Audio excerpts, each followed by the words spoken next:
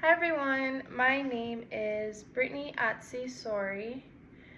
I am very excited to share with you today my persuasive speech. Today I am here to persuade my fellow classmates that the death penalty should be abolished altogether. I believe that there shouldn't be a death penalty of lethal injection. There shouldn't be the death penalty of electric chair and other methods. An article written by the Innocent staff tells the story about how in the year of 1991, a fire completely destroyed a home in Corsicana, Texas. With there being 4 people in the home, there was only one survivor with minimal bruises and cuts. Father of 3, Cameron Todd Willingham, was accused of the murder and arson of his 3 children.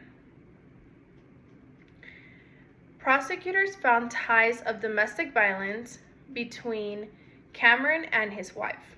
Prosecutors also believe that there was ties of domestic violence between Cameron and his children. This statement was later given by his wife that Cameron would never touch his children, and there was no abuse between Cameron and his children, but there was indeed abuse between Cameron and herself. Prosecutors therefore believing that Cameron was guilty of the murder to his children due to the fact that he was trying to hide any traces of abuse getting out. In the year of 2004, he was later executed by the method of lethal injection, also known as the death penalty. In the year of 2009, the case was reopened and investigated after catching the media's eye.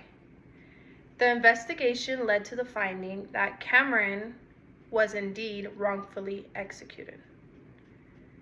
Since 1996, there has been a total of 1,389 executions in the United States by the lethal injection of the death penalty. According to Health Research Campaign, it is estimated that roughly 200 of those deaths were wrongfully convicted. So it brings up the question of how can we ever really prove murder if not through DNA? Out of the 1,398 cases, 19 were released after proper DNA showed their innocence. It is estimated that once someone is convicted of murder and put on death row, it takes about 7 years to prove their innocence. The problem is that taking the life of another person only repeats the problem that we are trying to solve. The cycle is repeating. So it brings up the statement of an eye for an eye, a very common statement where people are like, well, if somebody murdered someone else, that person should be murdered as well. Some solutions that I believe that can be brought to the table, we can build more jails. This is funded by the government and we do pay taxes towards it, but I believe that building more jails would stop cases like Cameron's case where people are wrongfully executed and later found of years later. Or another solution that we can do is offer free educations and means to educate people and keep people out of troubles. Study shows that it is 45% more likely that someone will stay out of trouble if they are educated, as in college or went anywhere past their high school diploma. Although commonly thought well, an eye for an eye, if that person killed this person, then they deserve what came to them, the death penalty. It is best said by a friend of mine, an eye for an eye makes the world go blind.